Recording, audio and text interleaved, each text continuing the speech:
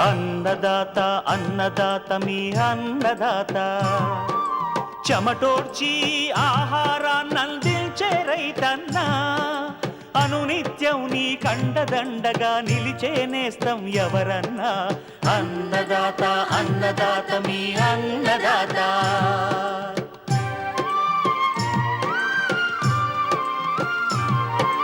నూతన రీతుల సాగుబడికి, నూరింతలు పెరిగే దిగుబడికి సూచనలిచ్చే సస్య రక్షణకు, పశు పోషణకి శాస్త్ర విజ్ఞానం అందించి ముందుకు నడిపే తెలుగు రైతు భారతదేశానికి మకుటం అయ్యేలా తీర్చిదిద్దే ఆశయంతో మిమ్ము మేలు కొలిపేది అన్నదాత. అన్నదాత అన్నదాత మీ అన్నదాత. అన్నదాత అన్నదాత మీ అన్నదాత. అన్నదాత ప్రేక్షకులకు నమస్కారం. ఈనాటి ముఖ్యాంశాలు: పంట పొలాల్లో భూసారాన్ని పెంచే చెరువు మట్టి, లాభసాటిగా మేకల పెంపకం, ఇంకా జై కిసాన్ వ్యవసాయ సమాచారం.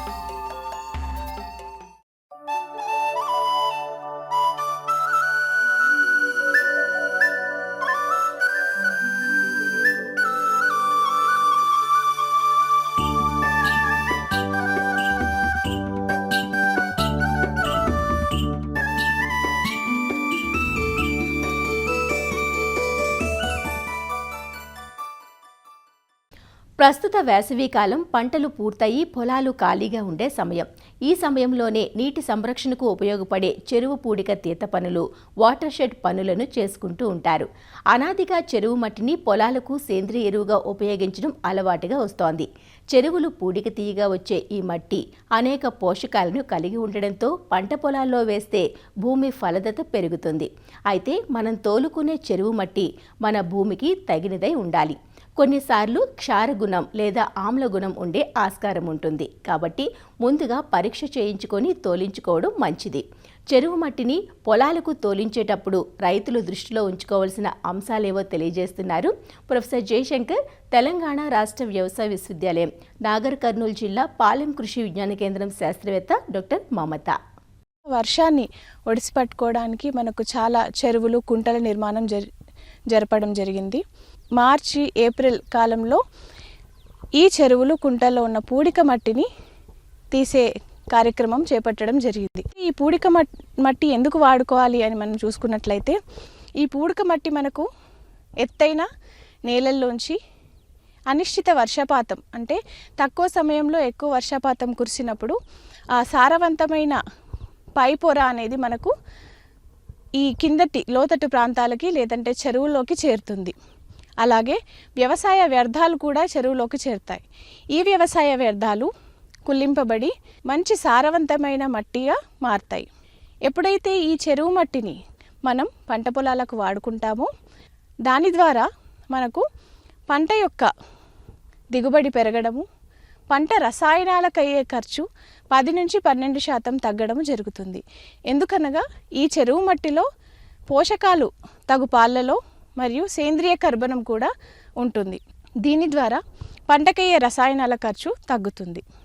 అయితే ఈ పూడిక మట్టిను ఎప్పుడు వాడకూడదు అని చూసుకున్నట్లయితే, చెరువు మట్టి ఎప్పుడైనా వాడడానికి నిశ్చయించుకున్నట్లయితే ఆ చెరువు మట్టిని భూ పరీక్ష అనేది ఖచ్చితంగా చేయించాలి. తద్వారా మనకు ఆ చెరువు మట్టిలో ఉన్న పోషక విలువలు, లవణాల శాతం, ఉదజని సూచిక తెలుస్తుంది. దాని ద్వారా మాత్రమే మనం ఈ చెరువు మట్టిని వాడుకోవచ్చా వాడుకోవద్దా అనే విషయం నిర్ధారించుకోవాలి. ఒకవేళ భూపరీక్ష నిర్వహించిన తర్వాత చెరువు మట్టి సమస్యాత్మక మట్టిగా గుర్తించినట్లయితే అటువంటి మట్టిని మనం వాడరాదు.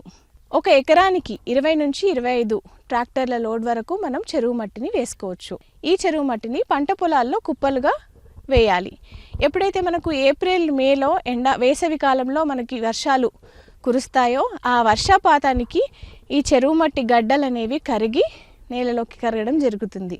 లేదంటే మౌల్డ్ బోల్డ్ ప్లవ్ సహాయంతో కూడా ఈ చెరువు మట్టిని భూమిలోకి కలపవచ్చు. ఈ విధంగా చెరువు మట్టిని వాడుకోవడం ద్వారా మనం అధిక దిగుబడిని సాధించుకోవచ్చు.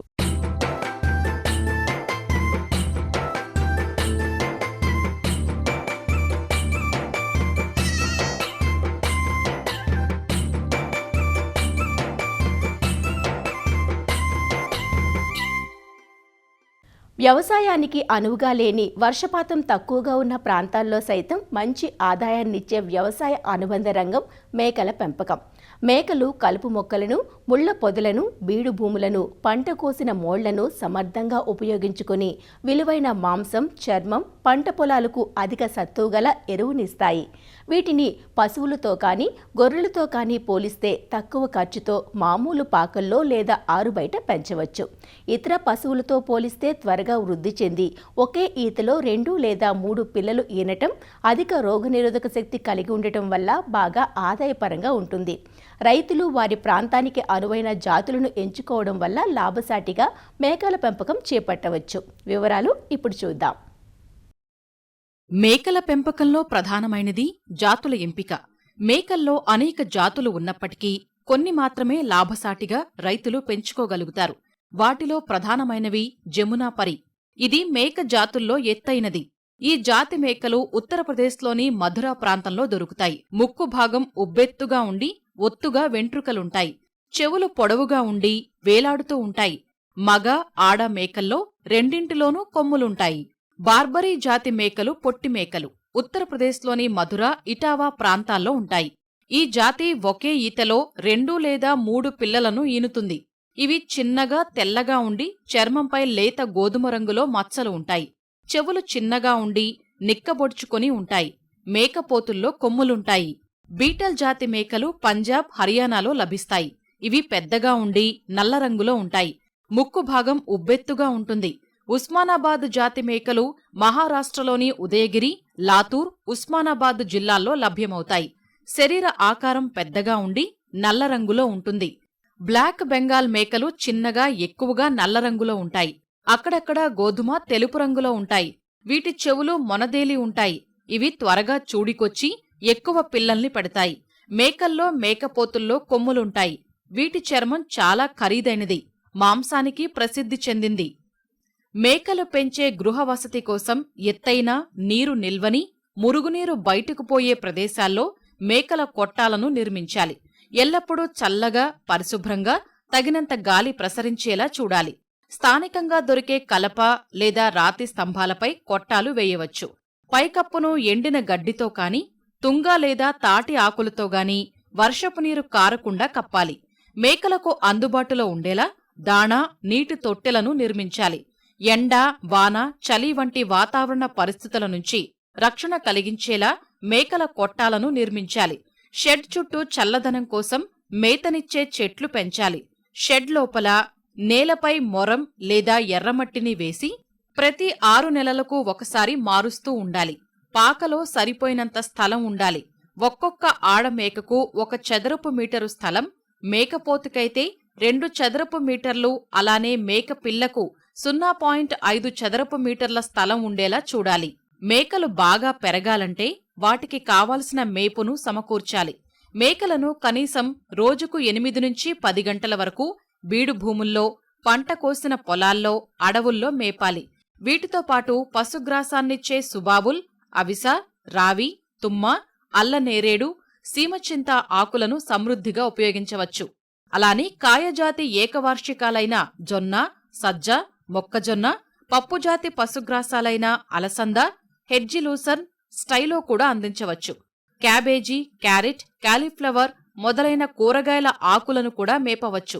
పచ్చిమేత ఇచ్చేటప్పుడు సుమారుగా 1 కిలో చెట్ల ఆకులు, 1 కిలో కాయజాతి పచ్చిమేత, 3 కిలోల ఇతర పశుగ్రాసాలు ఇవ్వాలి. విత్తనపు మేకపోతలకు విడిగా వసతి కల్పించి వాటికి కావలసిన పోషకాహారాన్ని సమకూర్చాలి. ఒక్కొక్క మేకపోతుకు 300 గ్రాముల చొప్పున మిశ్రమ దాణా ఇవ్వాలి. దాటడానికి ఉపయోగించే రోజుల్లో దాణా రోజుకు 500 గ్రాముల చొప్పున ఇవ్వాలి. శుభ్రమైన తాగునీటిని అందుబాటులో ఉంచాలి. పోషక విలువలు ఉండేలా దాణా మిశ్రమాన్ని తయారు చేసుకుని వాటికి అందించాలి. మేకలు దాటించే వయసు వచ్చేసరికి కనీసం 25 కిలోల బరువుండాలి. ఆడమేకలు ఆరోగ్యంగా ఉంటే 6 నుంచి 7 నెలల తర్వాత మొదటి ఎదకొస్తాయి. మేకలు ఏడాది పొడవునా ఎదలోకొస్తాయి.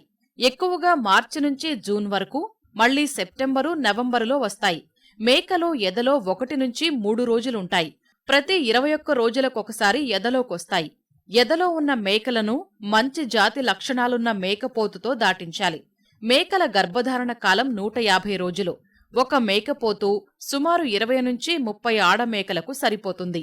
చూడి కట్టిన 3 నెలల తర్వాత మేకల కడుపులోని పిల్లల పెరుగుదల ఎక్కువగా ఉంటుంది. ఈ సమయంలో చూడి మేకలకు మంచి దాణా ఇవ్వాలి. 200 నుంచి 250 గ్రాముల వరకు మిశ్రమ దాణా అదనంగా ఇవ్వాలి. పచ్చిమేత, చెట్ల ఆకులతో బాగా మేపాలి. కొద్దిపాటి వ్యాయామం కోసం షెడ్ చుట్టూ ఉన్న ఖాళీ స్థలంలో తిరగటానికి వదలాలి. మేకపిల్లలు పుట్టిన వెంటనే ముక్కు రంధ్రాలు, నోటిపైనున్న పొరలను తీసివెయ్యాలి. మేకపిల్లల బొడ్డుకు టింక్చర్ అయోడిన్ పుయ్యాలి. ఈనిన వెంటనే మేక పొదుగును శుభ్రంగా కడిగి పుట్టిన 6 గంటల వ్యవధిలోపు ముర్రుపాలు తాగించాలి. 2 నెలల వయసు వచ్చే వరకు మేకపిల్లలకు తల్లిపాలు తాగించాలి. ఆ తర్వాత తల్లిపాలు పూర్తిగా మాన్పించి వాటికి దాణా, పచ్చిమేత, లేత ఆకులు అందుబాటులో ఉంచాలి. మేకపిల్లల షెడ్లను శుభ్రంగా ఉంచాలి. లేనట్లయితే అవి నేల నుంచి వచ్చే క్రిముల వల్ల అజీర్తికి గురవుతాయి. షెడ్లలో ఉప్పు, లవణ మిశ్రమ ఇటుకలను ఏర్పాటు చెయ్యాలి. మేకపిల్లలకు 20 రోజుల వయస్సులో నట్టల నివారణా మందులు తాగించి టీకాలు వేయించాలి. ఇతర పశువులతో పోలిస్తే మేకల్లో రోగనిరోధక శక్తి ఎక్కువగా ఉంటుంది. కాబట్టి రోగాలకు గురయ్యే అవకాశం తక్కువ. సాధారణంగా మేకల్లో పారుడు వ్యాధి కనిపిస్తుంది. వైరస్ క్రిముల వల్ల ఈ వ్యాధి వ్యాపిస్తుంది. తీవ్ర జ్వరం, కళ్ళు ఎర్రబడి నీరు కారడం, ముక్కు నుంచి నీరు కారడం, పలుచని విరేచనాలు, కొన్నింటిలో చిగుళ్ల మీద సన్నని పుండ్లు ఏర్పడటం ఈ వ్యాధి ప్రధాన లక్షణాలు. వ్యాధి నిరోధక టీకాల ద్వారా ఈ అంటువ్యాధిని నివారించవచ్చు. బొబ్బరోగం లేదా మసూచి వ్యాధి డిసెంబరు, జనవరి, ఏప్రిల్, మే నెలల్లో కనిపిస్తుంది. మేకలు బొబ్బలతో ఎక్కువ జ్వరంతో బాధపడుతుంటాయి. ఈ వ్యాధి వైరస్ వల్ల వస్తుంది. ఇది రాకుండా అరికట్టేందుకు ప్రతి సంవత్సరం ఫిబ్రవరి నెలలో మేకలకు మసూచి టీకాలు వేయించాలి. వ్యాధి సోకిన మేకలను వేరుచేసి పుండ్లపై వేప నూనె లేదా హిమాక్స్ వంటి పూత మందులను పుయ్యాలి. గాలికుంటు వ్యాధి సోకిన మేకల నాలుక, నోటిలో, చిగుళ్ల మీద గుల్లలు ఏర్పడి మేత మేయవు. నోటి నుంచి చొంగ రావడం, కాళ్ల గిట్టల మధ్య పుండ్లు ఏర్పడటం గమనించవచ్చు. ప్రతి 6 నెలలకు ఒకసారి వ్యాధి నిరోధక టీకాలు వేయించి నివారించవచ్చు. గిట్టల మధ్య పుండ్లను పొటాషియం పరమాంగనేట్ ద్రావణంలో కడిగి పూత మందులను పుయ్యాలి. మేకలు హఠాత్తుగా చనిపోవటం, మేకపిల్లలు కాళ్లు తన్నుకోవటం, కండలు అదరటం, నోటి నుంచి చొంగ కారటం మొదలైనవి చిటుకు వ్యాధి లక్షణాలు. చిటుకు రోగం ముఖ్యంగా వర్షాలు పడిన తరువాత మొలకెత్తిన పచ్చిగడ్డిని మేకలు బాగా మేయటం వల్ల వస్తుంది. ఈ వ్యాధి రాకుండా ఉండేందుకు మేకలకు వర్షాకాలపు ప్రారంభానికి 3 వారాల ముందుగా ఎంట్రోటాక్సిమియా అనే వ్యాధి నిరోధక టీకాలు వేయించాలి. మేకల పెంపకంలో ఆదాయం పొందటానికి వాటికి ఎలాంటి వ్యాధులు రాకుండా జాగ్రత్త పడాలి. మేకలకు పరిశుభ్రమైన పరిసరాలు, నీరు కల్పించి ముందు జాగ్రత్త చర్యగా టీకాలు వేసినట్లయితే మరణాల సంఖ్య తగ్గించవచ్చు. మేకలు మేత మేస్తున్నప్పుడు వాటి ఆహారంతో పాటు కొన్ని అంతర పరాన్న జీవులు వాటి శరీరంలో చేరి పోషకాల్ని పీల్చి అనారోగ్యానికి గురిచేస్తాయి. అందువల్ల ఏడాదికి కనీసం 3 నుంచి 4 సార్లు నట్టల నిర్మూలన మందులను తాగించాలి. పేలు, పిడుదులు, గోమార్లు మొదలైన బాహ్య పరాన్న జీవులు రక్తాన్ని పీలుస్తూ బలహీనపరచటమే గాక కొన్ని అంటువ్యాధులను కలుగజేస్తాయి. వాటిని అరికట్టడానికి మందు ద్రావణంలో డిప్పింగ్ చెయ్యాలి. వ్యాధులు రాకుండా టీకాలు తప్పనిసరిగా అందించాలి. 3 నెలలు దాటిన మేకపిల్లల నుండి పెద్దవాటికి సైతం మసూచి టీకాను ఫిబ్రవరిలో 1 మిల్లీలీటర్ చొప్పున చర్మం కింద వేయించాలి. పారుడు వ్యాధి టీకాను జనవరిలో 3 నెలలు దాటిన మేకపిల్లల నుండి పెద్దవాటికి 1 మిల్లీలీటర్ చొప్పున చర్మం కింద వేయించాలి. గాలికుంటు టీకాను జూన్లో 3 నెలలు దాటిన మేకపిల్లలను మొదలుకొని పెద్దవాటికి సైతం 2.5 మిల్లీలీటర్ల చొప్పున చర్మం కింద వేయించాలి. గొంతువాపు టీకాను మార్చి, ఆగస్టులో 2 సార్లు 3 నెలలు దాటిన మేకపిల్లలకు మొదలుకొని పెద్దవాటికి సైతం 2.5 మిల్లీలీటర్ల చొప్పున చర్మం కింద వేయించాలి. మేకల పెంపకంలో ఈ విధమైన శాస్త్రీయ పద్ధతులు పాటిస్తే రైతులు మంచి లాభాలు పొందగలుగుతారు.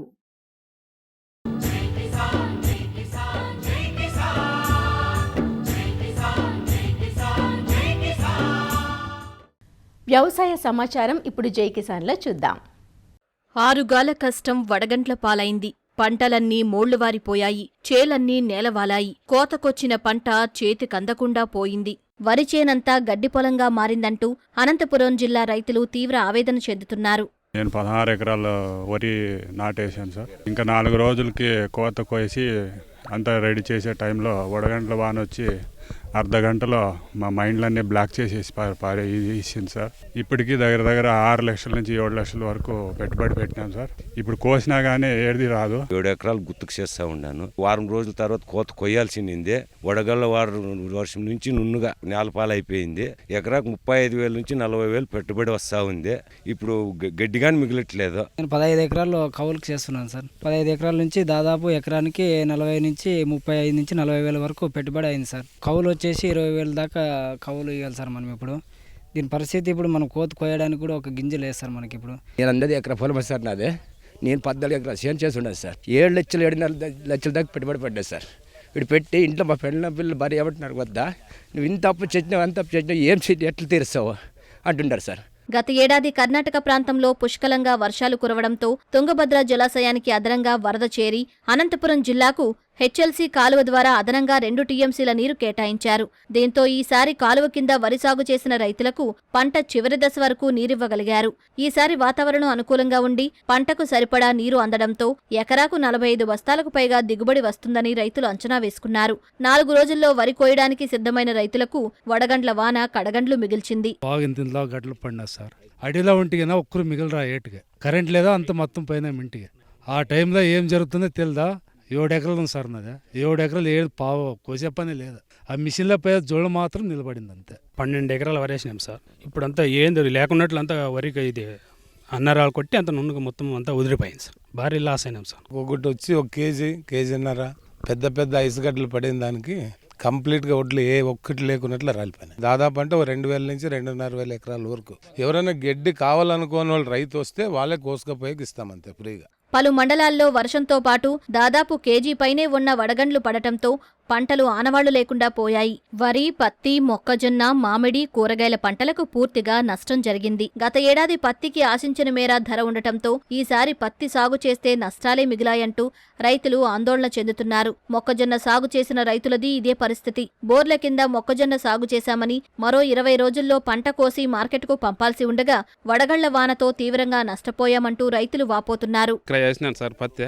మొన్న బేసవారం నైట్కే రాత్రికి వచ్చింది వడగండ్ల వాన, అంతా పోయింది సార్. ఎకరాకి 45,000 పెట్టినాను సార్. ఇప్పుడు ప్రజెంట్గా 2.5 ఎకరాలు చేసినాను. ఇప్పుడు కాయ మూమెంట్ సెట్ అయ్యే మూమెంట్లో వడగండ్ల వాన వచ్చి ఇదైంది సార్. మేము పెట్టుబడి గుత్తికి 20,000 చేసాము ఎకరాకి. 2 ఎకరాల పొలంలో మొక్కజొన్న వేసాము. గాలికి వడగండ్ల వాళ్ళకి వర్షం వచ్చి అంత నేలపాలయ్యి నష్టపోయినాము. ప్రభుత్వం మాకు సాయం అందియాలని కోరుకుంటున్నాం. కరెక్ట్గా కోత ఇంకొక 15-20 రోజులకి అయిపోతుంది అనగా వడగండ్ల వచ్చి మొత్తం క్లోజ్ అయిపోయింది సార్. ఏంది లేదు మాకు.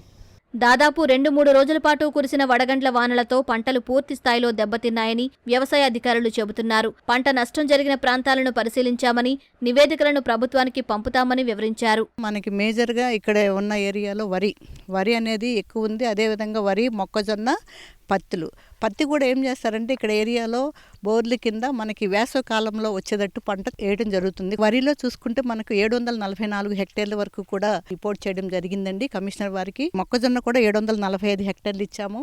ఇకపోతే పత్తి కూడా 171 హెక్టేర్ల వరకు కూడా నిన్న నివేదిక బట్టి ఇవ్వడం జరిగింది. ఇవాళ కూడా చూసుకుంటే కొన్ని ఏరియాస్లో రెయిన్ పడింది. మనకి కమిషనర్ గారు ఇన్స్ట్రక్షన్స్ రాగానే ఇమీడియట్గా మనము ఆ ఫైనల్ రిపోర్ట్ కూడా కమిషనరేట్కి పంపించడం జరుగుతుందండి కలెక్టర్ గారి ద్వారా. వడగళ్లతో భారీగా వర్షము, వడగండ్లు వానతో పాటు గాలి వేగం ఎక్కువగా ఉండడం వలన రైతులు చూడలేదు, మేము డిపార్ట్మెంట్ తరఫున ఎప్పుడు చూడలే. టోటల్గా గ్రెయిన్ అంతా షట్ డౌన్ అయిపోయింది. 100% కంప్లీట్గా వెళ్ళిపోయింది. సో రైతుకు ఇప్పుడు ఓన్లీ గడ్డి మాత్రమే మిగిలింది, పూర్తిగా నష్టమైంది. బొమ్మన్హాల్ మండలంలో వరి 310 హెక్టార్ల వరకు డ్యామేజ్ అయినట్టు ఇప్పటికు మేము ప్రిలిమినరీ రిపోర్టు ఇవ్వడం జరిగింది. కనేకల్ మండలంలో 433 హెక్టార్లు డ్యామేజ్ కావడం జరిగింది. అదేవిధంగా డీరేహాల్ మండలంలో కూడా మొక్కజొన్న 15 హెక్టార్లు డ్యామేజ్ అయింది. గుమ్మగట్ట మండలంలో 30 హెక్టార్లు డ్యామేజ్ అయింది. రాయదూర్ మండలంలో మొక్కజొన్న 207 హెక్టార్లు డ్యామేజ్ కావడం జరిగింది. అదేవిధంగా కనేకల్ మండలంలో 231 హెక్టార్లు, టోటల్గా మొక్కజొన్న చూసుకుంటే 483 హెక్టార్లు డ్యామేజ్ కావడం జరిగింది. సో ఖచ్చితంగా ప్రభుత్వం ఆదుకుంటారని చెప్పేసి రైతులు చాలా ఆశతో ఉన్నారు. అనుకోని విపత్తులా వచ్చిన వడగండ్ల వాన తీరని నష్టాన్ని మిగిల్చిందంటూ రైతులు వాపోతున్నారు. పంట నష్టపరిహారం అందిస్తే తప్ప కోలుకునే పరిస్థితి లేదంటూ ఆవేదన చెందుతున్నారు. హైదరాబాద్లోని నాంపల్లి ఎగ్జిబిషన్ గ్రౌండ్స్లో ప్రభుత్వ సహకారంతో agri horti society, exhibition society సంయుక్త ఆధ్వర్యంలో తెలంగాణ రైతు మహోత్సవం సేంద్రియ మేళా 2025కు అనూహ్య స్పందన లభించింది. 4 రోజుల పాటు జరిగిన ఈ కార్యక్రమంలో తెలుగు రాష్ట్రాల నుంచి పేరెన్నికగన్న సంస్థలు, సహజ, ప్రకృతి, సేంద్రియ రైతులు స్వయంగా పండించిన ఉత్పత్తులు, ఔత్సాహిక పారిశ్రామికవేత్తలు, వ్యవస్థాపకుల ఉత్పత్తుల ప్రదర్శన, విక్రయాలు సాగాయి. హైదరాబాద్ ఆధారిత ఓ సంస్థ రూపొందించిన కేవలం 2 నిమిషాల్లో భూసార పరీక్ష ఫలితాలు అందించే టెక్నాలజీ రైతులను ఆకర్షిస్తోంది. విశాఖపట్నంకు చెందిన అమృతం పేరిట ఆర్గానిక్ ఐస్ ఫ్రూట్ మ్యాంగో చిన్న పెద్ద అందరినీ విశేషంగా ఆకట్టుకుంటోంది. సహజసిద్ధంగా అటవీ ప్రాంతాల్లో లభ్యమయ్యే బాలానగర్ సీతాఫలం రకంతో రూపొందించిన ఐస్ క్రీం లాంటి విలువ ఆధారిత ఉత్పత్తులు సైతం ఆకర్షిస్తుండటంతో ప్రతి ఒక్కరూ ఆ రుచులు ఆస్వాదిస్తున్నారు. ఆ విశేషాలను మా ప్రతినిధి మల్లిక్ నుంచి తెలుసుకుందాం.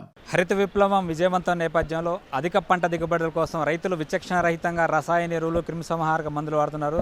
ఫలితంగా పర్యావరణంతో పాటు జీవ వైవిధ్యం దెబ్బతింటుంది. అలాగే పంటల యొక్క దిగుబడి అలాగే నాణ్యత కూడా పడిపోతుంది. దాంతో రైతులు ఆర్థికంగా నష్టపోతున్నారు. ఈ నేపథ్యంలో అగ్రి ఫ్యాబ్రిక్స్ అనే సంస్థ భూసారాన్ని పరీక్షించే ఒక టెక్నాలజీని ఆవిష్కరించింది. అంటే 2-3 నిమిషాల్లోనే ఒక ఫలితాలు వచ్చే విధంగా వాళ్ళు టెక్నాలజీ రూపొందించారు. ఆ వివరాలు అడుగుదాం. చెప్పండి మేడం, ఈ యొక్క భూసార పరీక్షకు సంబంధించిన ఈ టెక్నాలజీ యొక్క ప్రాధాన్యత ఏంటి? సార్, ఇది ఏంటంటే మనకి ఇన్స్టాంట్ సాయిల్ టెస్టింగ్ మిషన్. ఇది పోర్టబుల్ మిషన్ అన్నట్టు, మనకి ఈజీ టు క్యారీ. దీంట్లో ఏంటంటే మనకి ఇది సెన్సార్ బేస్డ్. ఇవి నాబ్స్ అన్నట్టు, ఇవి 4 నాబ్స్ ఉంటాయి. ఇది ఒకటి వచ్చేసి మనకి temperature, EC, pH, organic matter. దీంట్లో ఏంటంటే మనకి బ్లూటూత్ కనెక్షన్తో ఇది మనకి ఆపరేటింగ్ అనేది జరుగుతుంది. ఈ మిషన్తో పాటు మీకు ఒక యాప్ ఇస్తాము. యాప్కి మనం కనెక్ట్ చేసినప్పుడు రిజల్ట్ అనేది మనం తీసుకుంటాం. వేసవి రాకతో మామిడి పండ్ల రుచులు చూస్తున్నారు జనం. హైదరాబాద్ జంట నగరాల్లో, ప్రత్యేకించి విశాఖపట్నానికి చెందిన అమృతం ఆర్గానిక్ ఫ్రూట్ మ్యాంగో విశేషంగా ఇక్కడ ఆకర్షింపబడుతుంది. ప్రత్యేకించి చిన్న పెద్ద అందరూ ఇక్కడ తింటున్నారు. పూర్తిగా సేంద్రియ పద్ధతుల్లో పండించిన ఈ యొక్క మామిడి పండు ప్రత్యేకతలు ఏంటో తెలుసుకుందాం. ప్రస్తుతం మనతో నిర్వాహకులు ఉన్నారు. చెప్పండి మేడం, ఈ యొక్క మామిడి పండ్ల యొక్క ప్రత్యేకతలు ఏంటి? ఫ్రూట్ ఐస్ క్రీమ్ ఏంటి అసలు అది? సార్, అమృతం అనేది ఒక మ్యాంగో కొత్త వంగడం అండి. ఇది కొంగర్ రమేష్ గారు ఆయన ఇంట్రెస్ట్ తోటి డెవలప్ చేసిన వెరైటీ అండి. ఇంట్రెస్ట్ తోటి ఒక 100 వెరైటీలు ఇలా మామిడివి డెవలప్ చేశారు. అందులో 2 అమృతం స్వాగతం అనేవి ప్రొడక్షన్కి ఫార్వర్డ్ చేశారు. ఈ అమృతం వెరైటీ అనేది సీజన్లోనే పంట వస్తుంది. పంట వచ్చినప్పుడు మొత్తం ఫ్రీజ్ చేసేసుకుంటాం కాపంతా. ఆఫ్ సీజన్లో కన్జ్యూమర్కి అవైలబుల్గా చేయడానికి అవకాశం ఉంటుంది అన్నమాట. ఇది న్యాచురల్గా ఫ్రూట్ ఐస్ క్రీమ్ లాగా తినొచ్చు. మేము చాలా పళ్ళు తిన్నాం, కానీ ఈ పండు రుచి వేరే రకంగా చాలా ఇంట్రెస్టింగ్గా ఉంది. తీపి ఉంది, పులుపు లేదు, చాలా మధురంగా ఉంది. ఈ వెరైటీ మ్యాంగో అని మా దగ్గరికి తీసుకొచ్చి మాకు పరిచయం చేశారు. చాలా బాగుంది. దీన్ని ఇంటర్నేషనల్ కూడా ప్రమోట్ చేస్తున్నాం అన్నందుకు చాలా సంతోషంగా ఉంది. ఇందులో ఈ విధమైనటువంటి మేళా అనేది, రైతు మేళా, రానున్న కాలంలో సేంద్రియ విధానంలో పంటలు పండించాలి అనుకునే రైతులకి చాలా ఉపయోగకరంగా ఉంటుంది. ఫారెస్ట్లోనే సీతాఫల్ బాగా పండుతుంది. మంచి వెరైటీ ఇది. దేశంలో ఎక్కడ కూడా ఈ వెరైటీలో ఉన్న లక్షణాలు ఇక్కడ లేవు. ఇక్కడ ప్రత్యేకమైన లక్షణం పండు సైజులో కానీ, దాంట్లో ఉన్న జెనెటిక్ కానీ, పోషక పదార్థాలు కానీ ఇవి ఉండడం వల్ల పురుగు అనే బాధ కూడా అక్కడ లేదు. సెప్టెంబర్ నుంచి నవంబర్, డిసెంబర్ వరకు ఉంటుంది, ఆ తర్వాత ఉండదు. అయితే దీనికి వాల్యూ అడిషన్ చేయాలనేది భారతీయ కిసాన్ సంఘ్ సంకల్పంతో మేము మోజర్ల సారు వారి సహకారంతో ముందుకెళ్ళినాం. ఆ గుజ్జుని తీసి స్టోర్ చేసిన తర్వాత దాన్ని ఐస్ క్రీమ్గా కన్వర్ట్ చేయడం, రబ్డీగా కన్వర్ట్ చేయడం, మిల్క్ షేక్గా కన్వర్ట్ చేయడం లాంటివి ప్రక్రియ జరుగుతూ ఉన్నది. రాష్ట్రంలో ప్రత్యేకించి తెలుగు రాష్ట్రాల్లో ఆర్గానిక్ పద్ధతిలో వ్యవసాయం చేసే రైతులకు తాము సరైన మార్కెట్ వేదిక కల్పిస్తామని చెప్పి అగ్రి హార్టీ సొసైటీ సభ్యులు చెప్తున్నారు. కెమెరామెన్ మల్లికార్జున్తో కలిసి మల్లిక్, ఈటీవీ న్యూస్, హైదరాబాద్. మరిన్ని విభిన్న అంశాలతో రేపటి అన్నదాతలో మళ్ళీ కలుసుకుందాం. నమస్కారం. అన్నదాతలు తమ సందేహాలు సమస్యలను 1800-425-4085 టోల్ ఫ్రీ నంబర్లో ఉదయం 10 నుంచి 11 గంటల మధ్య పని దినాలలో సంప్రదించగలరు. ఈ కార్యక్రమాన్ని యూట్యూబ్లో www.youtube.com/అన్నదాత ఈటీవీ లింక్ ద్వారా వీక్షించవచ్చు. అన్నదాత కథనాలు ఈటీవీ విన్ మొబైల్ యాప్లోనూ వీక్షించండి.